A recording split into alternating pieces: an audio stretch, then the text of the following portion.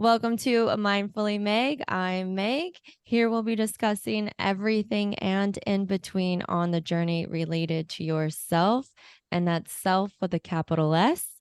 On this podcast, I share my own experiences and tools that I've discovered along the way in hopes it might help comfort some of you and in others help plant seeds of openness and awareness.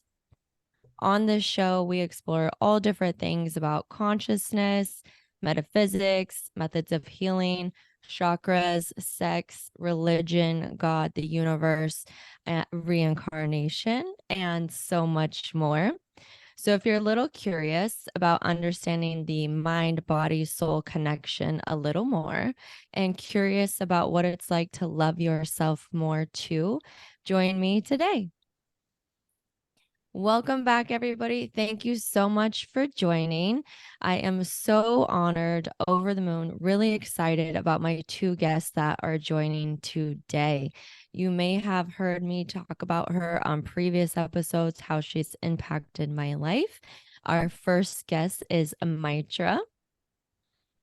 And our second guest we have also on, I've met her through some of the workshops with Maitra, Moving into Freedom, Opening the Lotus. She's also a fellow student of Maitra, and that is Miss Karin, also joining us today from Switzerland. So thank you, ladies, for joining. If you want to say a quick hello, and then I'll go into a little bit of background about each of these women. Hi. Hello. Hello. Here we are. Yes. Here we are. 2 countries, 3 different states, and it's happening. So I love Wow. technology. Yes. Yeah. Very beautiful. So for those of you that don't know Miss Maitra, she has made a huge impact. She has counseled me in my own journey to self-love, to healing, to continuously find myself. She can say you could say she's the catalyst to my journey, and I think also helping others. And one of our first sessions was just the very topic that we're going to talk about today, which is a past life regression. And understanding that really helped me start healing in my own journey. And I think also the majority of her work just helps others heal also in their work. So Maitra is a leading international psychic with over 35 years of experience as a teacher of metaphysics. She's a professional psychic, reader, and counselor. She works as an intuitive healer and has taught many workshops and trainings on metaphysical topics and personal development. She's taught in the US and Europe and also in Asia. And I know, Maitra, you're a proud, grateful mother, grandmother, and great grandmother. So thank you for joining us today. And Miss Karin, all the way from Switzerland, thank you so much for joining us today. As you can see, she is such an incredible artist. That is her artwork behind her. And she is also helping people in her life work through their life's challenges. She counsels people as well. She trains foot reflexology therapists at the Healing Arts College in Lucerne, Switzerland. And as an artist, she teaches courses on spiritual development and creativity, which I think it's beautiful how those two just go hand in hand together. And among her other published writings is On the Path to Freedom, which includes many examples of her artwork as well. So thank you for joining us today, Karin. Thank So you. you guys, sure. You guys might be wondering why I have these 2 women on today. They are a dynamic duo and have been working on this incredible book I have in front of me today, Your Past Can Set You Free. So I will be sharing the link to purchase this book in the episode and then also in my Instagram as well for everyone to purchase. But it's how the insights of our past lives can help us heal our current issues. And if you're ever wondering why something's happening with me, what's a specific relationship I have with this other person, something you can't quite put your finger on, why am I in this family? a lot of answers I think can be answered. I mean, a lot of questions can be answered through Maitra's work of past life regression. So this book has a lot of examples of some of those that she's done, with each person that she's counseled with. So welcome today. So we'll go into some of the topics of the book, right? For some of you new listeners, let's just start with the very beginning of, what is past life regressions and how, that can be helpful to you. I love this book for those of us that are beginners. There is a glossary section in there to help you understand truly the healing of this work that Maitra does in here. So from the Akashic records to everything like that. But just to simplify, the past life regression is a method that uses hypnosis to recover memories of our past lives or reincarnations. It can be therapeutic, helping us to uncover the roots of trauma and allowing healing to take place. And this is different from a reading in that the subject himself has the memory and it is accompanying emotions. And I can definitely speak firsthand experience that that is 100% true. So, Maitra, if you want to talk about when you first discovered that you had this ability to help people kind of open up this part of them. Yeah, I don't know if my experience will have relevance for other people, but I'm happy to share it. I had experiences from the time I was a child. And I discovered pretty early that it was frightening to my parents. And so I just stopped talking about it. I didn't talk about it for a long time.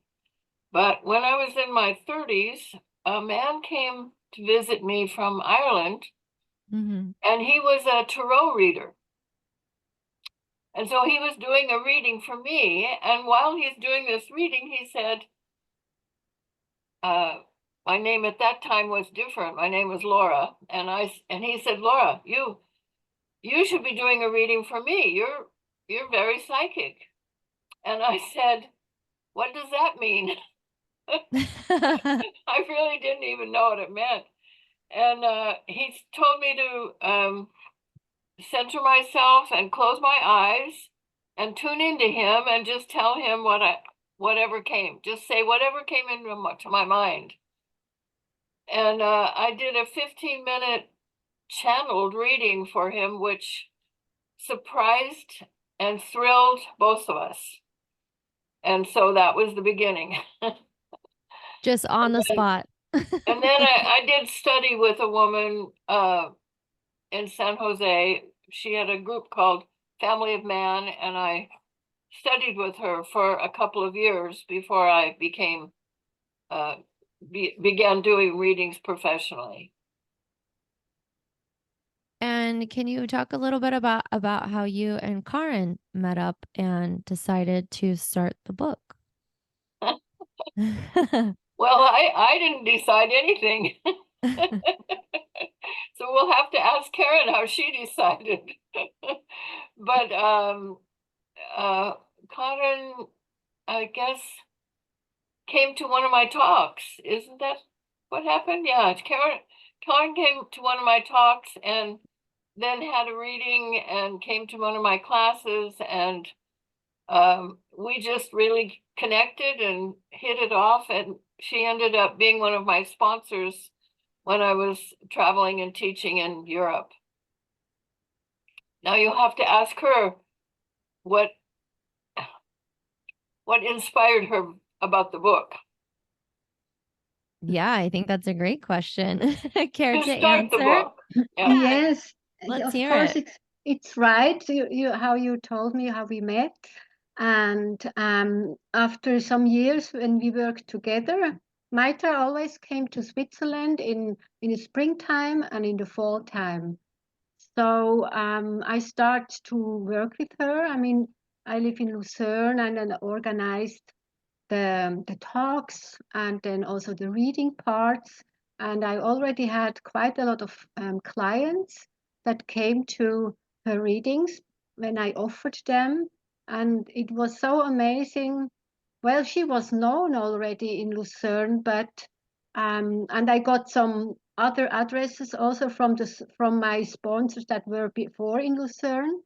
And then I had quite a lot of clients, and they came back to Maitra to get the readings and to the talks. And so our work started together. And after a few years, also by my own experiences, by the work that Maitra made with all of us at the seminars, I was so touched also because I started to translate the readings. I was somehow her student just sitting beside her many days, and we had sometimes almost 6 clients a day, and I was able to start to translate and to get into the work she did. I mean, I had to tune myself into the whole situation, and I was so touched all the time what happened in those readings. And then the idea came up to make transcriptions of the readings because Maitra always was recording them and giving the CD. She printed the CDs and gave it to the clients. And my idea was to make transcriptions and then also interviews with the clients if they would agree. And Wow. I said to Maitra, I have an idea if I could make this. And of course, I did all in German because it's not my language. I'm not an English writer. And I did everything in German. And I asked all the people I could reach. Some people are new, some people are just because I had their addresses through the readings. And I asked them if they would give me the CD for transcription and if they would be open for an interview, which I always went to everybody. I went out, some people came here, and I started with these transcriptions and with the interviews that usually were in Swiss German most. And I had to transcribe them too to translate. You know, Swiss German is very different from German. And so I started to put this all together. And in the end, I had all these many readings in the computer and started to find, you know, the whole process, how to publish a book started then. I It That's was a few incredible. years, and I took 1 month. It's exactly 5 years ago, 19. I took 1 month and went to the Canarian Islands in the winter with my computer and was working on that without any other distractions, no work. And I was there at a beautiful place and worked on that. And also I had some vacation for myself. And it was a sunny place. Yeah, I escaped winter, but I was I was working on the book then. Mhm. And in the summer, I started to find the publisher, how to print it, the whole process. And in fall 19, it was finished and it was ready to come out. And that was the last time that Maitra was here. It was before Corona. And Hmm. you know what? Maybe Maitra remembers. We made a book vernissage 3 days before she left, or even Yeah. 2 days Yeah. in Volketswil, and I got the books I ordered. I ordered around 30 books, and they just arrived maybe 2 days before I went to the book vernissage to see Maita the last time. And Wow. we could sell to everyone a book, and Maita could also take one home. It was That's one of the miracles that happened also around Maita. Well, what was kind of ironic about that is that I didn't take one home. Oh, I sorry. ended up giving it away, and then I had to order one Oh, sorry. from I didn't. Amazon. I forgot that. Oh, I see. Okay. Yeah. But what Karin is calling a book vernissage is what we call a book launch, Oh, okay. a kind of a party where everybody comes and I sign their books, and Okay. yeah, it was Oh, wonderful. Yeah. yeah, yeah. And we didn't do one here. I don't know quite why. It just seems like it was so exciting when it finally got all translated, and because it was another 2 years before this English one came out. 3 years. 3 more Well, now years. it's 5 years now. No, It's no, 5 years now. Wow. yeah, almost. Hmm. Well, it was an interesting experience because I never knew what was in the book until we translated it. Yeah, I just did it. But when I look back now, I couldn't. Um, I mean, I did quite a lot of the whole thing. I did it by myself. Usually, you give it to other people, but I had to finish it. I think it had to be finished before you left. It's something like that. It had Yeah. to be like that. Well, of course, maybe, and I had no experience about the whole publishing thing, so it Yes. was it was not so easy for me, and for that I'm quite happy how it turned out. Yeah. So I guess we should say that the book that was published in 2019 in Switzerland is not the same book that we're offering now in English, because Yeah, we did when we did the translation, a wonderful woman named Barbara Stone did the translation, and I helped her, and then we revised and added a lot of stuff. So it's really a coordinated effort. How do I say it? Yeah. yeah, and I think that, but the content, as far as I see it now, because I can read it now too, is the content you say of a book is the same. It's It not is the a same. completely Yes. different story. Yeah, yeah. The Yeah. stories, the readings, the what people said, how you counsel them. It's a one-to-one translation, but Yeah. you ordered a little bit more, or you made another start with the people, Yeah. and you put a toolkit in there. The toolkits are very wonderful. Yeah. And that would really mean that I should overwork the German translation one Yeah. day. Hmm. The toolkits that Karen mentioned are like an assignment at the end of each reading. I put together some information and a way to use the information that you're getting from the readings, a way to make it your own and use it. So we could we could mention a couple of the toolkits if you want. Do you have one you like, Meg? I think this is the one that you taught us in the opening the lotus class for your toolkit cleaning the energy, where Yeah, you talk about what to do in your house. You can do a sage and Palo Santo, um, lots of other things, because I think anybody could appreciate this with going throughout their day to day, having conversations with other people. Just energy just gets stuck to yeah, us, and after after a reading or like an epiphany, that you've counseled me to, like this in a past life, you kind of just want to cleanse yourself from yeah. that and come anew and start fresh. So I think that's a beautiful toolkit as well. And any of your favorites? I can look for some other ones. Well, that would be one of my favorites because Oh, good. um, as you become more and more aware, as you open your third eye and just open yourself to becoming more aware of what's around you, your environment, other people, you start to realize that energy can just sit there.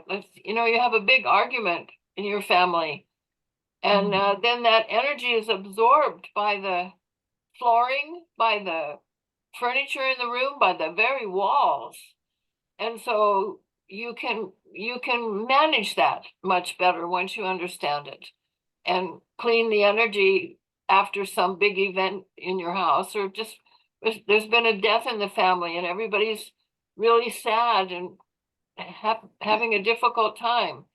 So after something like that has happened, it's very good to clean all that old energy away and make it all fresh and new. And I mean, my goal is to make it like you're taking a walk in the woods I love that. where you're surrounded by um, negative ions, which are the ones that make us feel good. You know, when you take a walk on the beach or beside a river or in the woods, there's a freshness there that you don't get in the city when you're in the city and on concrete all the time. So my goal in cleaning the energy in your home is to try to replicate that and make your home the same kind of freshness it's very healing for us all to take a walk in the woods or by the water. I like this other one. Another toolkit is healing your inner child, because once you understand, I don't think anyone got out of childhood scotch-free. I think we're all just walking around wounded children. I Yes, think that that's super big for anybody to open the book up to. yes, yes. We all have a child inside of us. And sometimes we get stuck at certain points in our lives. Maybe maybe there's been a divorce in the family, or maybe there's been a death in the family of somebody close in, and those experiences stay with us and kind of go underground if we haven't healed them in the moment. So it's never too late to change your past, is what I like to say. Because by bringing those things forward into your conscious mind and working to heal them through working with the inner child, we can change the effect of that experience on us. We can be healed at any time. Yeah, and I think this other one is owning your power, a toolkit. These are beautiful. These are really great, Maitra. I think anybody could apply these toolkits to their life. Yeah. Do you have a story for us, Meg, about owning your power? Oh my gosh, that's you are teaching me, guiding me through that every day, owning my power, my confidence. For sure, I need to step into that. A lot of this practice of being on the microphone, I mean, this podcast is just practice for me every single time, owning my power, Yeah, stepping into who I am and, you know, living it openly in the light. So, yeah. mhm. Karin had some experience with that too. Sure. Yeah. And my my encounter with Maitra, I mean, I can say it this way: if a spirit like Maitra comes into your life, Mhm. it's it's pushing you somehow also forward. I mean, you can say no to this. No, I want to live on in my box, or I Yeah. can listen to what she offers, or I feel something that I want. I'm attracted to what she offered us from the beginning, or from the beginning when I met her. And I think these are like decisions of your soul or of your own spirit that you take in your life, because she's not Maitra is an extraordinary spirit, and her way is also extraordinary. That's because I wanted to make this book, to show this or to honor it, what we can do with our lives. And also her work was very important for many women. What I see, that she empowered also us as women. Of course, many men came to her too, but she knew that women needed to be empowered, Mhm. because the story of women is a difficult story too in history, how we were suppressed, or how we had to adapt ourselves, and how it is, how we care for the family and all this. And what her teaching is to me also to find liberation Yeah. for You everything. know, um, they say the teaching is that when the student is ready, the teacher appears. And Yes, that's true. Mhm.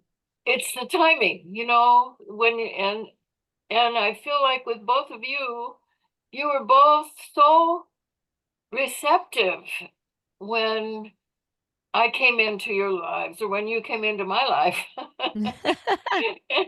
And Yeah. then that saying about when the student is ready, the teacher appears can apply to you too, to your inner teacher.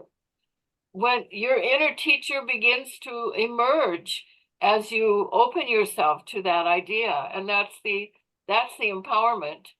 And by now, both of you have become teachers, so that other people listen to Meg's podcast, and you're a teacher to them, Meg. And Karin is doing all kinds of healings and classes and so on. So she's become the teacher for other people. And that's how it works. It's like we wake first ourselves up through Yeah. a teacher or through other experiences, and then we just naturally pass that on to other people as we grow in understanding and in trusting ourselves and in feeling our own power and what we want to do with it. So Right. both of Yeah. you have become teachers. Not everybody does, but both of you have. And I've said with Meg from the beginning, as soon as she understood something, she was passing it on to somebody else. Oh, wow. And the same with Karin. It's true. You know, that's a natural teacher. It just moves through you and wants Mhm. to go out again. Mhm. Yeah, I can't tell you how much, like, even the quotes that are in this book are ones that I've written down from you in class. Like, oh Yeah, my God, this is so good. I'm like, I'm so glad she's telling the whole world about this now in this book. Um, just because you're right. It's like when you have knowledge that's so good, so healing, why wouldn't you want to share it with others to help them when you know how the goodness of what real healing feels like? You yeah, just want to share the gift again. And like such an honor for to be seen in your eyes in that way. If to try to step into your shoes a little bit and just to keep your momentum going of all of these people that you've touched in this book. yeah, yeah. You know, in some ways, and I haven't probably said that to Conan yet, but in some ways, this book has really been very grounding and reassuring for me because in before this book, I knew that I was helping people, but it was kind of vague. I couldn't have named anything really, you know, what the effect was on other people. And then as we were translating this, person after person after person, recounting what how it changed their lives. And it's just been very um really thrilling for me to see that. And I think it's helped me to ground myself more and have more confidence in what I'm doing. Trust it better, trust it more. So this has been a contribution for me too. What Karen put together and then that I expanded on because I had always wanted to write a book passing on everything I've learned. Mm-hmm. And thanks to Karin, I finally managed to do it. Well, almost everything. There's Yeah. still some things I could add. Yeah, this And is huge, huge gift. I think for anybody that's unsure of what past life regression is, I remember my first one with you. I was like, what is it? And then you kind of explained it to me. This is a beautiful way to have, kind of a little a little peekaboo at what it could be for you, but just it's like so inspiring of, okay, here's one person's story. Okay, as you teach us, yes, that's me too, I can relate to that, and you share another person's story of their past life regression of how it helped them. And it's almost like for anybody that's scared or doesn't know what it is, I think this really takes all the fear out of it and really just shines a light on how healing it can be. And I think that's incredible that you guys did a book on it. Well, it's been a lot of fun, and now our challenge is to market it and get the word out to people. So I'm grateful for today because this is our first real attempt, or what? How can we say it? Our first real marketing, and I hope it will go out. I hope it will go out. I hope if you buy the book and read it and like it, you'll tell your friends about it. And I think that's the best way to get the word out, really, is through your own something that you experience. Yeah, yeah, and I guess, oh, go ahead. Sorry, Karin. sorry, I hope so too that it finds, especially now in the English version, which is a larger population that can read it than just German, that it finds really the public or the people that need that or are really interested in that issue, in that reincarnation, that people find their way to the book or the book finds the way to the people. And because it's so much healing energy in there. It's not just to know, oh, I had a past life or even two, and I was there and there. It's not about that. It's about the travel, the journey of your soul to understand a little bit how many layers are there. And of course, we can never really understand or get the whole picture of ourselves. That's very difficult, but it gives so interesting and so deep insights also by reading other stories. And I was, when I was doing the book and all the transcription work, I was so involved in these energies because I could feel that. Of course, also because I knew the people, and I through the opening to the doors that opened Maitra by giving the readings into these layers of the memory or of the soul, I was so it something happened to me also by reading or writing the stories also of other people. It was not all about me. Of course, what I got from Maitra through looking into my past lives was also very, very helpful. But it did the same with other um, readings, with the other Yeah. readings that I could participate. I think that um, reincarnation helps us to make sense of life. Mm. It's so many people suffer because things don't make any sense to them. Things that happen to them. Why is this happening to me? Am I a bad person? Am I being punished? Am I? And I think that reincarnation can help you to understand the benefit in all of your experiences, even the most painful ones are there for our benefit and to help us understand more and see more. Meg asked me if I had a certain reading that I might want to share with everybody, and I've been thinking about that for several days. Good. And I think the one that touched me the most, I'd like to share that one. That's okay. Yeah. Let's. Thank you. The woman who came in and said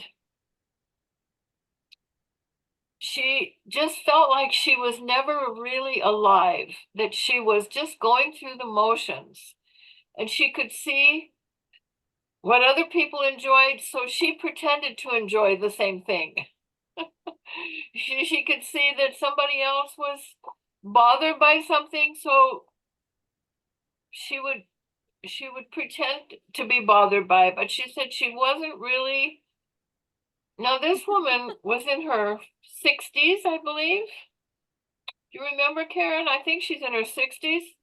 She's married. She has a fairly good marriage, I think. I mean, that was my impression. And she has grown children. So it's not like she was a young person. She was a person who really lived a life. And the first thing that I saw for her was so startling to me, so shocking to me, that I hesitated to tell her what I saw. And I said that to her. I said, I'm sitting here trying to decide if it's right to tell you this because it's so shocking. She was in Japan when they dropped the atomic bomb on Japan. She was an English woman who was there with her husband, and people had, because the war had started, a lot of foreigners or people from other countries had been asked to leave the country. And her husband had pulled everything together and left in a hurry, and he couldn't find her. So he went ahead and left, and she was left there with a few people that were friends of hers, Japanese people. And when the bomb hit, she was right near the center of it. Well, it disintegrated her. Mm. She was completely demolished. There was nothing of her left. Even in her etheric body was shattered. And so it was a long time before the pieces of her etheric body started sort of floating back together again. The etheric body is our energy body that makes us alive.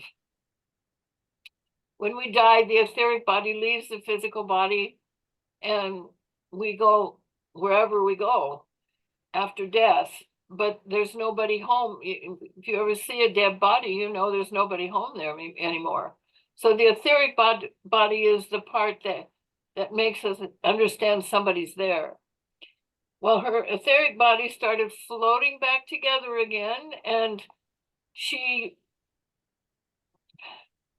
kind of jumped, I think probably jumped ahead and came back into a physical body before she was really ready to do that. So she just never was really at home or present in her body because she was still so shattered from that experience of being destroyed by that bomb. And after the reading, she said it when she went into her house, she didn't even recognize her house. It didn't feel like her anymore. That she felt like she was feeling herself for the first time from knowing what had happened to her. And then kind of ironically, the year before, she had been to Japan on a visit and had gone to the memorial for the people who died in the bomb, but she said she didn't really feel very much about it because, and I thought that was pretty significant that she didn't yet know that that was her experience as well. But I really am convinced that this made a big difference for her in her life. And she felt, in fact, she said, one of the things she said in the interview is she felt like she started living for the first time. Mm. So that's the most powerful one that that always stays with me. I remember that. You know, I still get a little bit cold in my body when I Yeah, heard now. And it was Hiroshima. It was the yes. atomic bomb of Hiroshima. And that was so amazing. I mean, Maitra just gave her the whole reading, the whole story. And then she said, I was in Hiroshima. We traveled to Hiroshima. Oh, And and who is going to Hiroshima from Switzerland? I mean, yeah, right, it's not a vacation destination like, I mean, like Bali or like that. right. It was so amazing that it was unbelievable. Hmm. Yeah, yeah. Hmm. That's But wild then, to think. then you really think, well, there were, I don't know how many people were killed in that single bomb drop. But not only the people who were killed, but the people who were injured by I mean, millions of people were affected by that. And imagine that effect that has on our whole world, because we're all connected. And so when we do something like drop a bomb like that, we're shattering the whole of humanity in a way. And so it's for me, my commitment to waking people up so that we can have a world without war is is one of the things that I think about when I'm doing this work. And it isn't just a small thing for just one person at a time. It's the effect that we all have on everyone else that's on the planet. And when we wake up, we begin to have a different effect on other people. And that's what I meant when I said both of you became teachers. So for me, that's the most rewarding thing, is that I can help people wake up to who they are so that they can then make their contribution too, Yeah. I which think And that's a both of you huge are. Yeah, uh I think that's a huge like epiphany though for me too. I don't think a lot of people think about that it's just not just the physical body of that's right. reincarnation. Wow, the esoteric body, your energetic body could also be impacted by the things of this lifetime and the lifetime after. I That's right. never knew that. Yeah, yeah. Well, the physicists say that when we speak a sentence, it has an effect on a cell on Mars. wow. It's not even just this planet. It's the whole universe is one, all of us. So we have an effect on everybody. And they know that in physics now. It's not just esoteric knowledge or spiritual knowledge, it's also becoming more and more. We're understanding it better and better now with the study of physics. Yeah. What And by the energy? way, if that intimidates you, there's a book in the book, there's a book list, and there's a book in there about about physics that anybody can understand, that is so approachable. Yes. My book list. Yeah. Yeah, that's super. Mm-hmm.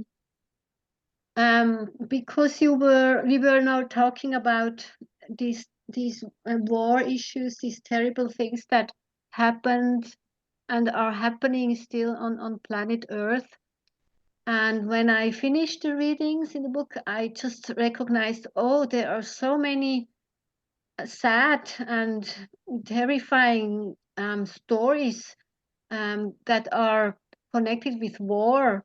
And in the beginning, I thought, well, there are maybe 4 or 5. There are 2 of Vietnam. There is Hiroshima. There is World War stories. And then I thought, oh God, now I have so many war um, stories in there. Who wants to read that? Who wants to know about that? But then afterwards, now when I see what's going on, it's so actual because it's happening everywhere, and it's Yeah. so terrible. Now you're in Europe, and we see the war that's going on, and Israel, what's going on there, and these traumas that are created through war, what people go through, how they get killed, how young people are getting killed, and maybe coming back with the trauma into another life. So now I'm really fine that I think, well, it makes really sense that we have all these stories that happened in the past, and Yeah. we would like to have them as past, but it's not past yet. It's not a It's past. not past. That's Yeah, right. Yeah. and we have to focus really on peace and on transformation of all that sad things or cruel things Yeah. that still happen everywhere, to become aware what And the makes focus is on healing, starting with yourself, right, starting with healing your own inner child and right, your own fears and so on. And fear is the big fear is really the biggest enemy. right. Mhm. Mm-hmm. And they sell cars with fear. They sell uh they sell everything using fear, Yeah. making us afraid. And the politicians use fear to try to control us and that sort of thing. So for us to heal ourselves and leave fear behind by healing ourselves, this is a really big your own contribution to peace on earth. Mm-hmm. When you heal yourself, when you dedicate yourself to healing yourself and then helping other people around you. I Right. think that's a Even if big it's only 1 or 2 other people. connection, Karin, that the wars from, you think it's so long ago, 100 years, but that's probably appropriate for them to reincarnate the lifetime after, right? Enough time has gone by, Maitra, that they would come back, and then if that's not healed, then they're bringing kind of that same mentality or that same past life into this past life, when really it's to overcome it instead of repeat it. But maybe Yeah. there are some that are repeating some of the tendencies or revenging of a past life or something. Mm-hmm. To heal it. Yeah. And I think fear is a huge one, Maitra. I think you've helped me in past life regressions myself, of identifying certain fears I have in this lifetime. Where did I get them from? And going through a past life and understanding it and experiencing it. For those of you that haven't had one, you can see it so vividly, so colorfully sometimes. And you've never seen this scene play out in any movie you've ever seen in your entire life. And so you can't make it up once you experience it.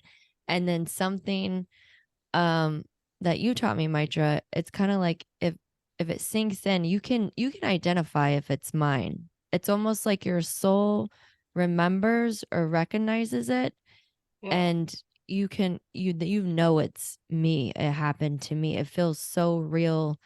You can identify with it. Yeah. If it's mine or if it's theirs, you can tell it's yours. And then it's kind of like, oh, well, I haven't experienced it in this life, but I did in that life. And, you're like, well, do you want to take it into this life? Do you still want to be scared and fearful of it in this life, or do you want to overcome it? You have the choice then. You kind of lifted the veil to see what you can heal. Yeah. Yeah.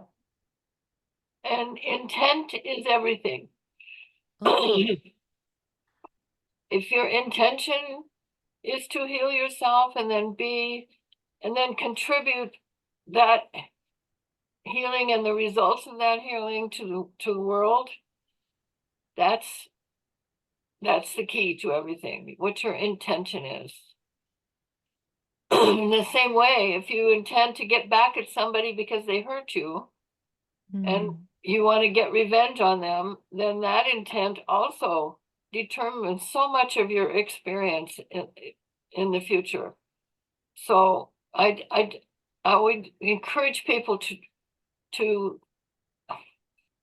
get clear with their intention. And sometimes that means you just have to let go of something that somebody else did to hurt you. You just have to let it go and forget about it if you can. Yeah. yeah. And you have a chapter on that, letting go, and a toolkit after that to Yeah. help people with letting go. I think Yeah. that's beautiful. Let me think of any other questions for you. I ask people this every time on my podcast, and obviously the answer is yes for you and Karin. But both of you, have you ever had a supernatural experience, and do you mind sharing one? Every day. Go ahead, Karen.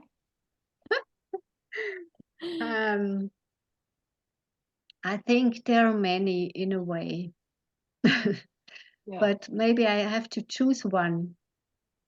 And I take one. It's not about Maitra. I have many with Maitra too. That Yep. happened, but it was interesting. It was some years ago. I was reading a book about angels. Angels. I was interested in, and it was good. It was a nice book. It helped me to understand. It was an experience of a woman. I think she was called Isabel Fallois. She had a lot of experience with angels, and in her books she gave her experiences on. And there was one sentence that was interesting to me. She said, "You can ask angels that they could give you a sign so you know they are existing." That was a little bit, I could test it, you know. So I asked for a sign. And then what happened? I bought a new bicycle. I needed a new bicycle. That was very new, completely new. So I had finally a new bicycle. And after 1 or 2 weeks, my older son came home, and he had a job. He was on a little festival in Lucerne, and he had to go to work. And he was very busy all the time, and he had to go in the morning. I mean, not so early, and then he was too late, as he sometimes was. He was around 20 or so, 19 or 20. And he said, "Oh, could you bring me there?" And I said, "No, I don't like to bring you. You have to check your time, your schedule. You can take the bus." You know, he wasn't lost. And then he said, "Do you have a bicycle?" And I said, "Yes." "Can I have it?" he said. I said, "Okay, but you have to bring it back." And he was in a hurry. And, you know, as a mother, you say, you have to put your helmet and blah, blah, blah. And he was such in a hurry that I was a little bit, um, I was a little bit angry because he did not take the helmet. He was in a hurry and he had to go, and so he left with my new bicycle.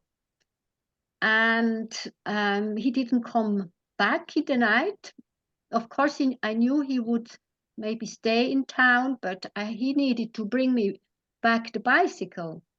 But I didn't hear from him in the evening, but I heard from him the next day. And he called me. It was the other evening, and my bicycle wasn't here. And he was in Zurich. So he said, Mama, I have to tell you something. I said, what? And he said, I had an accident with your bicycle. And I said, what? What happened? And he said, a car hit him and he got under the car. And people who saw it, I think they were so shocked. They came, they tried, and he was under the car too. But he had no scratch, nothing. Nothing happened to him, nothing at all. But my bicycle was completely kaput. Was not. He threw it away. I never saw my new bicycle, but he was fine, and he went to work afterwards. He put the bicycle somewhere. The police checked everything. He went to work. In the evening, he went to Zurich. He lived in Zurich. He was a student. And he said, I was lighting candles in the evening because I don't know what happened, but I could have been so injured or I could die, could have been dead after that crash. And I was really touched. And I thought, okay, maybe that's what I was asking for, a sign.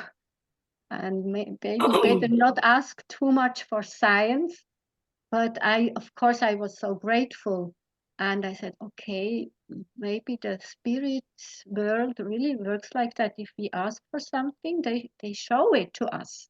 They can Yeah. really show it, that we believe it or that we can have an understanding what's really going on.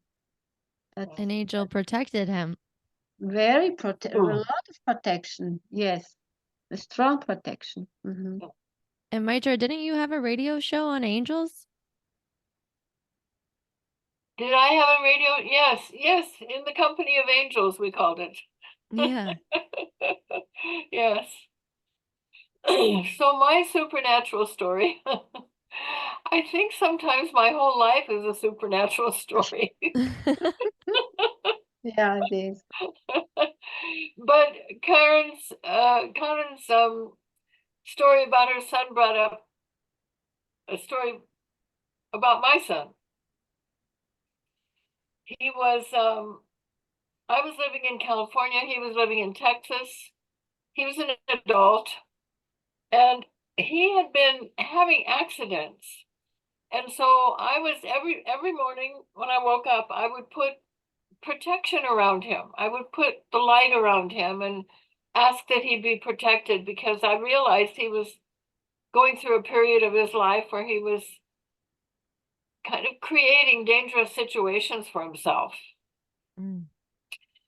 So he called me up one day and he said, Mom, you'll never believe what happened. He was down in an underground thing, welding. And something slipped and he was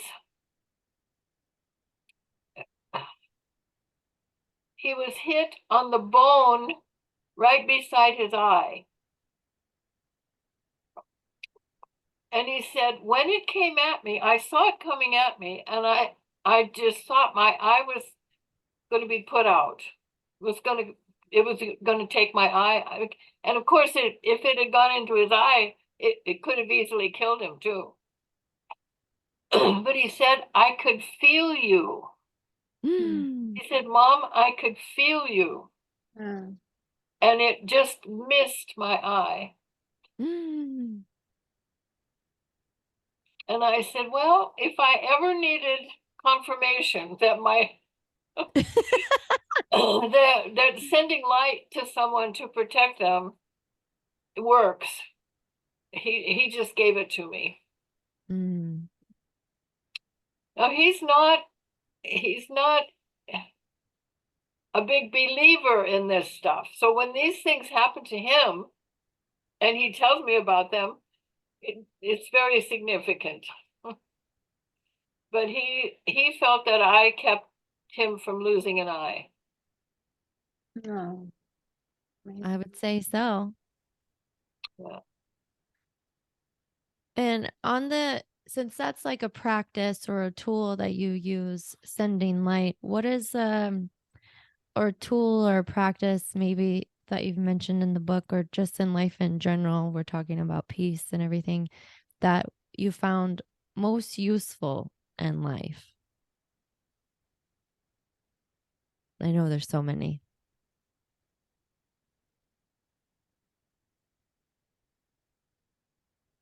I think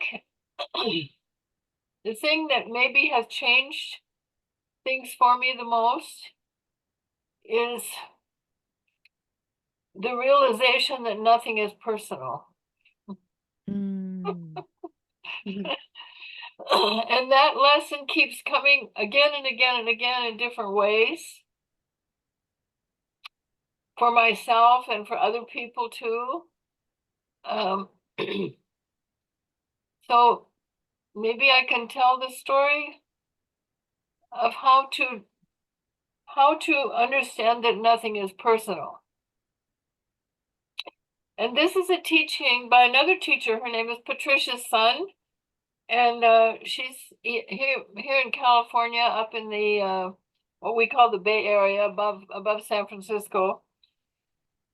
She has a radio show, I think. I don't know if she still has it, but she had one.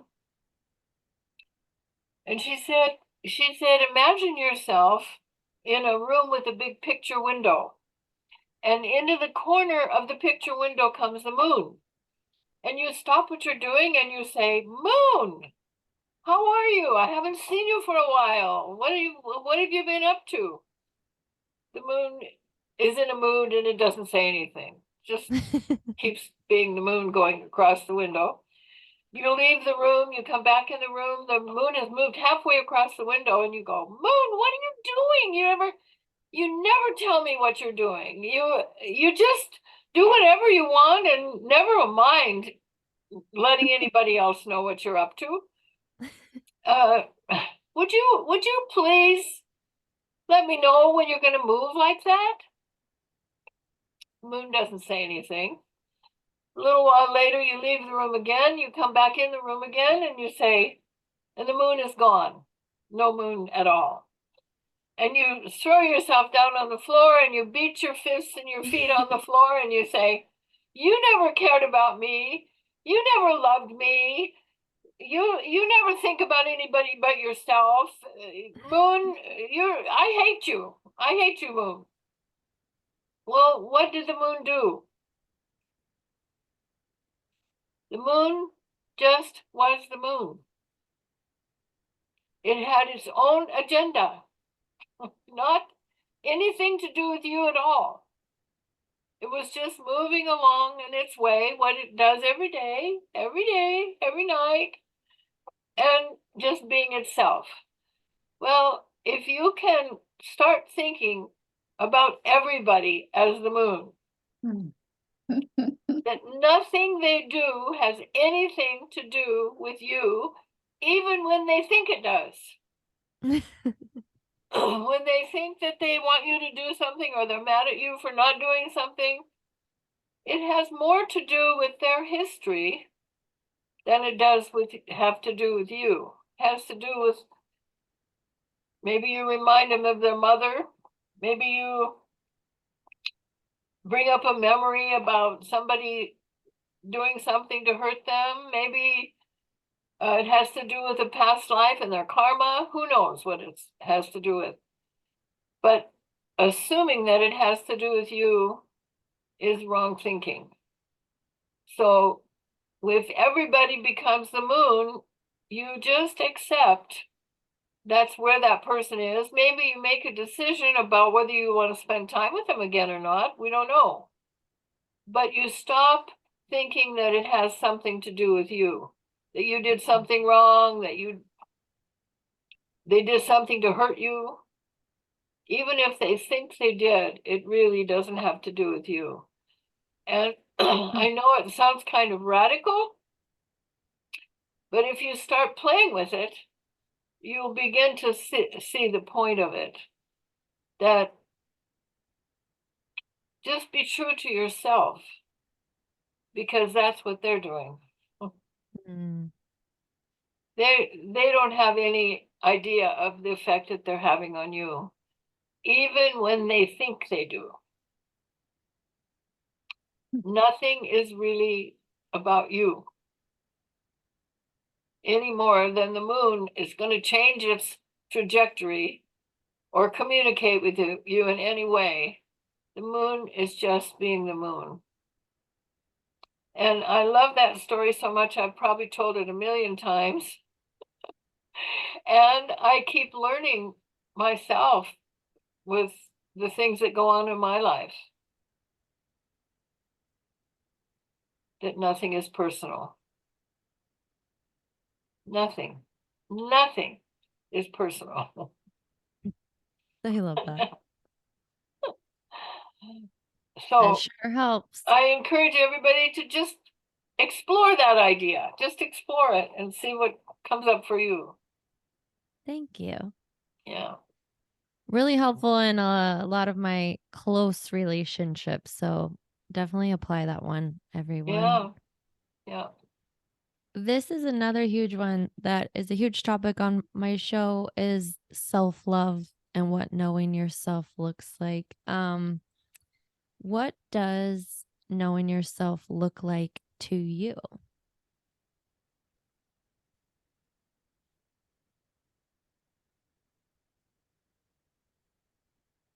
Karin, you take that one. Can you say it again? What does knowing yourself look like to you? I know with each class, each epiphany I have working with you, Maitra, I feel like I know myself a little more. Like, yes, that's me too. Yes, that's true for me. And I think sometimes for me, when you know yourself, you're a little bit more confident, right?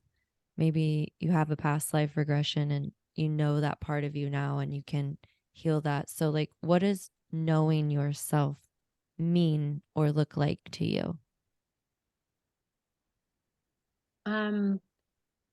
I think when you start to to question who I am, I think that's Mm. like an initiation towards yourself, because I think before we don't even think about so much who I am or who I'm really am, and I think that's the start into the spiritual work, just to ask who I am. And I think that's also was the teaching, is the teaching of Ramana Maharshi, the master, the Indian master yogi. And that's also in one reading that Maitra has in the book. Mm-hmm. When we start to ask that, then we enter a real special field of ourselves, because then we want to know more about ourselves, and it's also a will to look at things, which is not always just so nice or funny. It's just everything that's inside. Also, I mean, we call it also the work with the shadows, or but also the to find the inner beauty. That's it's all. I think it's nothing is separated from that, who we are. And I think it's just to go on this way, in this inner path, when we start to ask ourselves who we are, who I am I. And so recently someone told me, I mean, it was my ex-husband. He said, I know you very well. We had the conversation. I know who you are. And then I said, no, I was thinking, no, it's not possible. I mean, I thought I don't even know myself well. How can another person know me so well? Even if he thinks, well, I spent 30 years with you. I know you. I still know you who you are. But it's not true. And it also felt if we think like that towards each other, we limit ourselves. If we say, I know you, you are like that, and I have always known you. But it's a limiting way of looking at things. And also to think, I know who I am, it's also a limiting thinking. So I try not to limit myself and just to get closer and deeper, as deep as I can, as Yeah. I'm able of, or I dare to go. Yeah. No, I To think me, that's a good point. it's a work in process. Yes, of course. It's it's it's really impossible to ever really know ourselves Mm-hmm. because it's all a creation, it's all our own creation, and we're always changing it. Mm-hmm. The first law of the universe is change. Everything is in constant Yeah. flux and change. And so to get to know yourself, I don't know, to me it's an adventure. I love it when I surprise myself. And something comes out of my mouth and I don't know where it came from, or and when you start to age, I don't know when you start. Maybe you start when you're born. I don't know.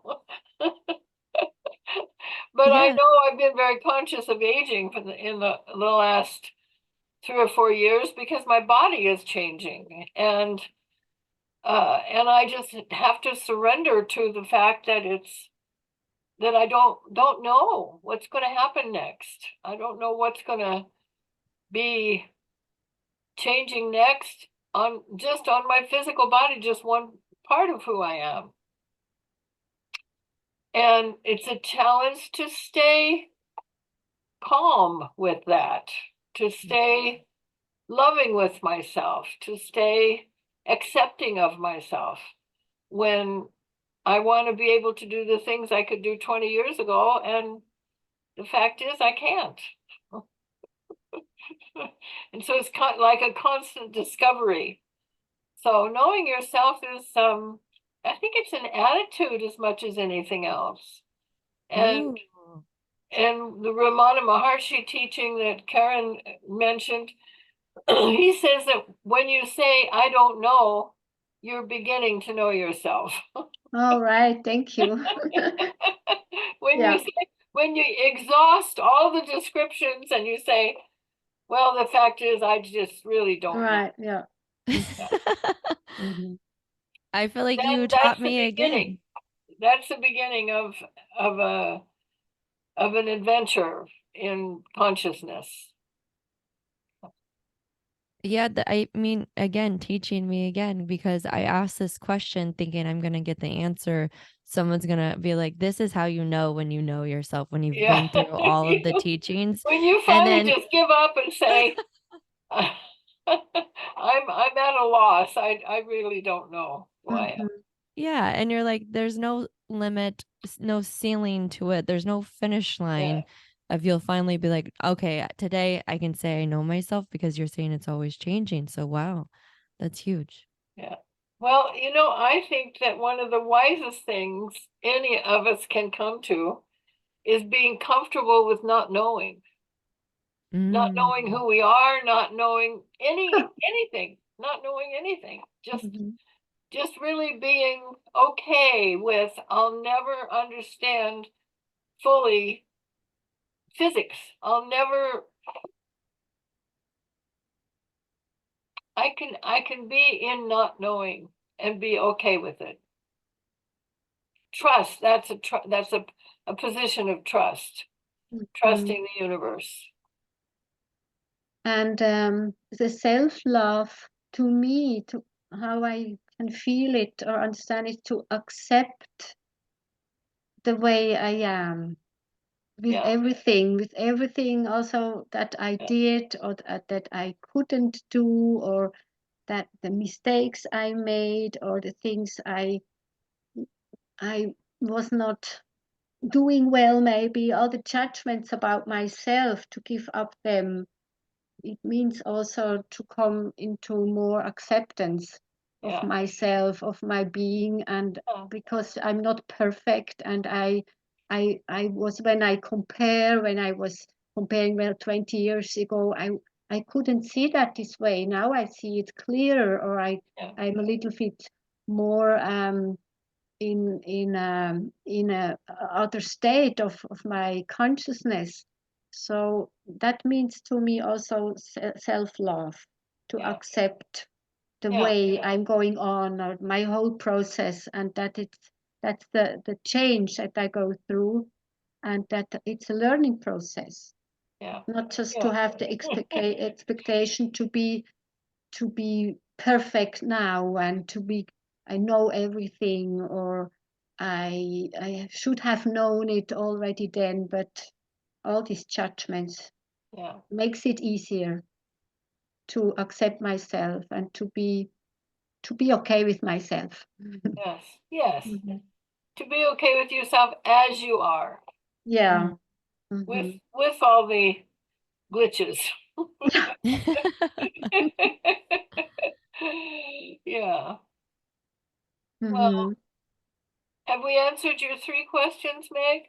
You have. I was going to ask you permission, if there isn't anything else, if I can close it with this poem that you have written at the end of Andrew's transformation. Okay. Would I don't that know be which one okay? it is, but that's okay. Yeah. It's the enoughness, and I say that because when you interviewed Andrew, he's like, his after this past life, he was like, I haven't yet fully accepted myself. I am afraid of being accepted. Today, I experience life with all its possibilities and challenges more and more as a possibility and not as a difficulty. And I continue to grow, and I am so thankful for all the experiences life has given me. And I feel like that's huge on your journey to self-love, that coming out on the other side of seeing that. And I think self-love is about being enough, how you've helped me with the enoughness. So Yeah. I can read it. Well, thank you for letting us come and share some of the experience of the book with people, and hopefully it will reach more people this way. Yeah, that's my hope. Thank you, ladies, so much for being on today. And you can find Your Past Can Set You Free on Amazon. Is there any other places, Maitra? It's on Ingram Spark too, but I think most people don't know about that. Okay. Yeah. Yes, I will post the link again, and we'll release this episode as soon as possible. And thank you both so much for joining. And if there's anybody listening that's ever in need, please reach out. You're never alone. You can always find me on Instagram at A Journey to Ourself, because you're never alone. And I will have all of the book information on there. So with that being said, thank you again so much for listening. Thank you, Maitra. Thank you, Karin. Thank And you, Meg. It was a very nice experience. Also, good. how it flew, so wonderful. Thank you very much how you do that. Thank you, Maitra, for being here. Such a pleasure. Thank you for the kind words. Thank you so much. Thanks again for listening, everyone. Bye for now.